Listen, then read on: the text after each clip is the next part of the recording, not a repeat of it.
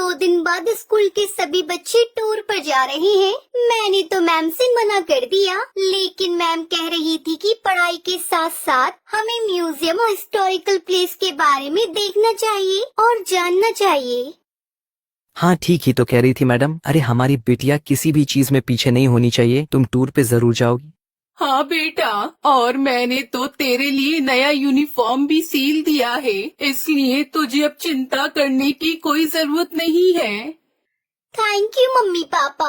आप जैसे माँ बाप हर किसी को मेरी हर छोटी छोटी ख्वाहिशों को पूरा करने के लिए आप दोनों दिन रात मेहनत करते हैं। वैसे ही मैं जल्दी ही कामयाब होकर आपके हर एक सपने को पूरा करूँगी। टुनटुनी मिडिल क्लास फैमिली से थी। उसके पापा कुली थे और उनको दूसरों का बोझ उठाने का जो भी काम मिलता वो करते और उससे पैसे मिलते थे, वो उसी से अपना घर चलाते थे। वो लोग वही स्टेशन के पास किराए का घर लेकर रहते थे। ऐसे ही हंसी खुशी टुनटुनी का परिवार चल रहा था। टुनटुनी के पिता टुन्नू चुड़ा बहुत ही विनम्र और दयालु स्वभाव के पक्षी थे। वो हमेशा दूसरों की मदद किया करते थे। ऐसे ही एक दिन एक अंधी पक्षी अपने बच्चे को लेकर स्टेशन पर ट्रेन आने का इंतजार कर रही थी। तभी अचानक से उसका पैर फिसल जाता है और उसका बच्चा पटरी पर गिर जाता है। माँ मुझे बचाओ, माँ बचाओ मुझे। अरे बेटा कहाँ हो तुम? गोलू, मेरे बच्चे कहाँ हो तुम गोलू? वो अंधी माँ बेबस होकर इधर उधर अपने बच्चे को तलाश रही थी। गोलू ट्रेन की पटरी पर रो रहा था और तभी उधर से तेज रफ्तार से हॉर्न देते हुए ट्रेन आ रही थी। तभी टुन्नू चुड़ा की नजर उस रोती हुई माँ और बच्चे पर जाती है। वो तुरंत ही सामान वहीं रखकर तेज रफ्तार से दौड़ते हुए पटरी पर जाता है और बच्चे को उठाकर स्टेशन पर रख देता है। तभी ट्रेन आ जाती है और टुन्नू चुड़ा अपने साहस भरे जज्बे के साथ उस बच्चे को तो बचा लेता है, लेकिन वो खुद को नहीं बचा पाता और उसकी वहीं मौत हो जाती है। ये खबर जब उसके घर वालों को पता चलती है तो उनके ऊपर मानो जैसे दुखों का पहाड़ टूट पड़ता है। वो लोग फूट फूट कर रोने लगते हैं। माँ पापा हमें छोड़कर कहाँ चले गए? माँ हमारा क्या होगा? माँ कौन मेरी हर इच्छा को पूरी करेगा? अब मुझे कौन पढ़ा लिखा कर अफसर बनाएगा? वहीं टुनटुनी की माँ टूनी की भी तबीयत खराब हो जाती है। अब घर की सारी जिम्मेदारी टुनटुनी चिड़िया पर आ जाती है। ऐसे ही 1 महीना बीत जाता है। माँ मैंने दाल और रोटी बनाई है, चलो माँ थोड़ा सा खाना खा लो। तुम खा लो बेटी, मुझे भूख नहीं है। माँ अगर आप नहीं खाओगी तो फिर मैं भी नहीं खाऊंगी। थोड़ा सा खा लो ना माँ। आपको इस तरह देखकर पापा को भी अच्छा नहीं लग रहा होगा। प्लीज माँ खा लो। उसके बाद टूनी चिड़िया थोड़ा खाना खाती है। इसी तरह समय बीत रहा था। इस बीच टुनटुनी का 10वीं का रिजल्ट आता है और वो अपने पूरे स्कूल में टॉप करती है। माँ आप तो खुश हो ना? काश आज पापा होते तो वो कितना खुश होते। पर देखना माँ, मैं जल्दी ही आगे की पढ़ाई पूरी करके अपने पापा का नाम रोशन करूँगी। टुनटुनी ये सब कह रही थी कि तभी वहाँ पर उसका मकान मालिक कड़कनाथ सेठ आ जाता है।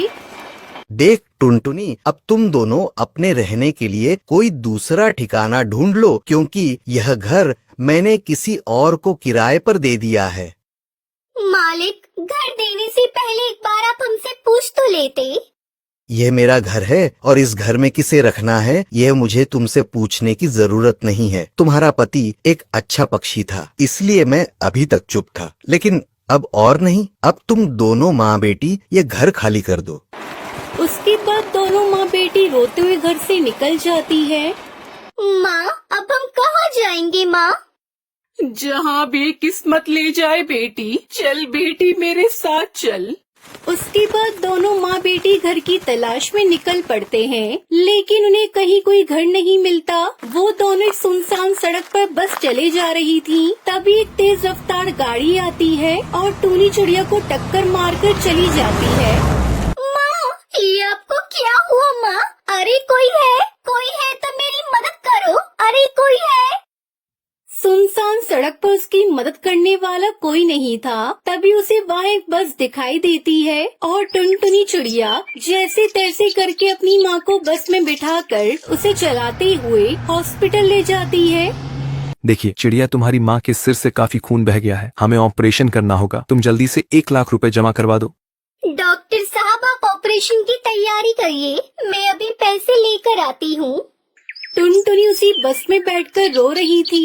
हे भगवान, पापा को तो पहले ही मैं खो चुकी हूँ। अगर माँ को कुछ हुआ तो मैं नहीं जी पाऊंगी। मुझे हर हाल में मेरी माँ की जान बचानी है, लेकिन मैं इतने सारे पैसे कहाँ से लेकर आऊंगी? तभी उस बस में से आवाज आती है, परेशान मत हो टुनटुनी चिड़िया, मैं परी लोक से आई हुई हूँ। मैं जादुई बस हूँ और तुम्हारे परिवार वालों की अच्छाई को देखते हुए ही रानी परी ने मुझे तुम्हारी मदद के लिए भेजा है। आज से तुम्हें घबराने की कोई जरूरत। ये लो, ये पूरे 1 लाख रुपए हैं। जादुई बस, मैं तुम्हारा ये एहसान कैसे चुका पाऊंगी? थैंक यू बस, तुमने मेरी ऐसी मुश्किल समय में मदद की जब मेरा साथ देने वाला कोई नहीं था। उसके बाद टुनटुनी वो पैसे लेकर अपनी माँ का इलाज करवाती है। कुछ दिनों में उसकी माँ ठीक हो जाती है। फिर जादुई बस टुनटुनी चिड़िया से कहती है, अब तुम दोनों माँ बेटी जल्दी से मेरी बस में जाकर बैठ जाओ, मैं तुम्हें एक चमत्कार दिखाती हूँ। उसके बाद वो बस खुद ब खुद एक बस घर के रूप में बदल जाती है। टुनटुनी, आज से ये घर तुम्हारा है। तुम अब यहाँ अपनी माँ के साथ आराम से इस बस घर में रह सकती हो। और हाँ, तुम्हें इस घर में किसी भी तरह की कोई कमी नहीं होगी। वो सब तो ठीक है जादुई बस, लेकिन ये बस घर तो शहर से काफी दूर है। फिर मैं अपने स्कूल कैसे जाऊंगी?